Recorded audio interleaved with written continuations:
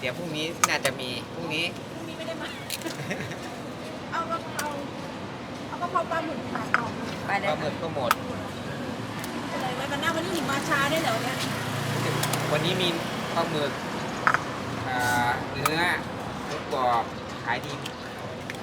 คุณกินแต่นี่กันเลยพรุ่งนี้เดี๋ยวพี่ลงเพิ่มแล้วตอนนี้มีอะไรเนี่ยแล้วเดี๋ยวทำให้เห็นไหมนี่หรือเปล่าเจ๊ใจเย็นน่ารักเขาทำหานี่ก็มันเกลียดรอบสุดท้ายทำแบบฟิลให้ได้แบบว่าคือทำให้ลูกค้าต้องดูแบบโยนขึ้นไปอย่างนี้พี่เดเลยแล้วก็ดูอย่างนี้ว่าจะหล่นเมื่อไหร่เมื่อไหร่มันจะลงมาแล้วก็ลงใส่กล้องไม่ใช่หรอกมันค้างอยู่มันค้างอยู่หมดเลย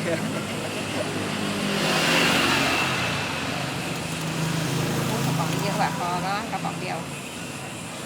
เยอะมากนี่กระป๋องเยอะต้องสับๆเลยป่ะใช่ไหมจ๊ะใช่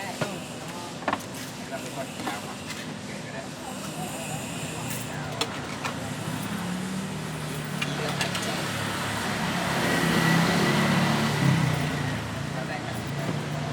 แล้วในช่างหน่องใจเย็นใจเย็น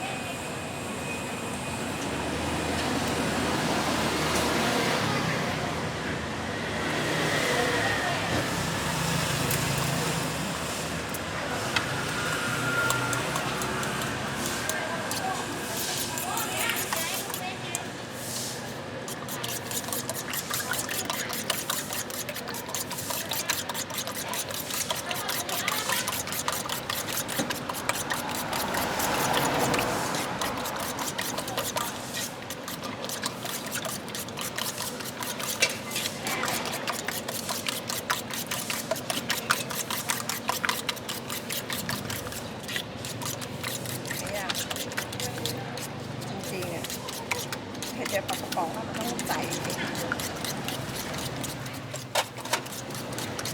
หน่อยนึงมันต้องใส่พริกนิดนึง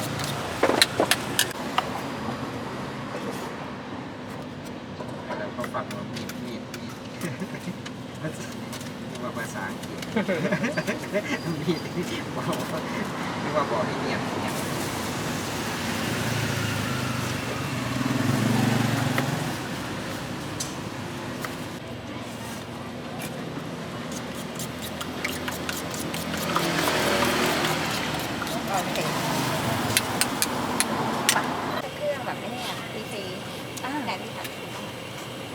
ลูกชายอยากเป็นแคทเกมคนไหนลูกชายป้าคนนี้เล็ก9 ขวบอยากไปมากเดี๋ยวคนไหนลูกชายป้ากี่คนมาเนี่ยไม่หรอกเขาอยากเป็นมาก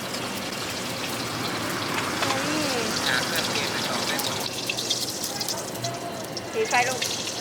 ถ้าไข่ดาวต้องถือไฟเบาคนนี้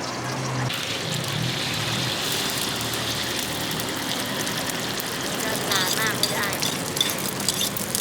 ไฟอ่อนก็หน่อย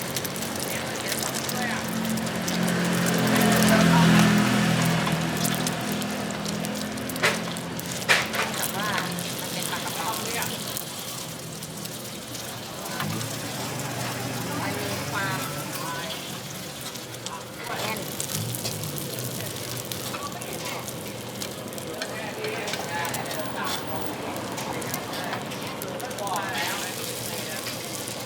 12 กล่อง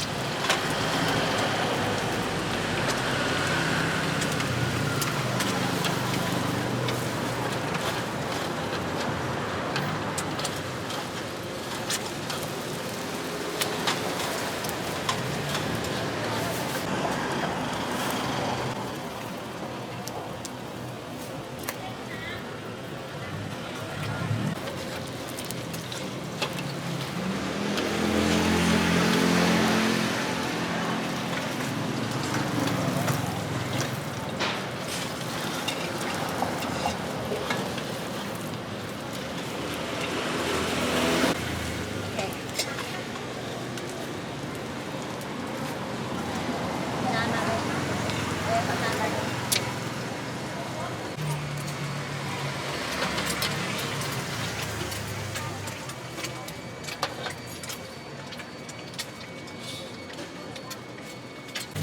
บ้านหนึ่งอ่ะ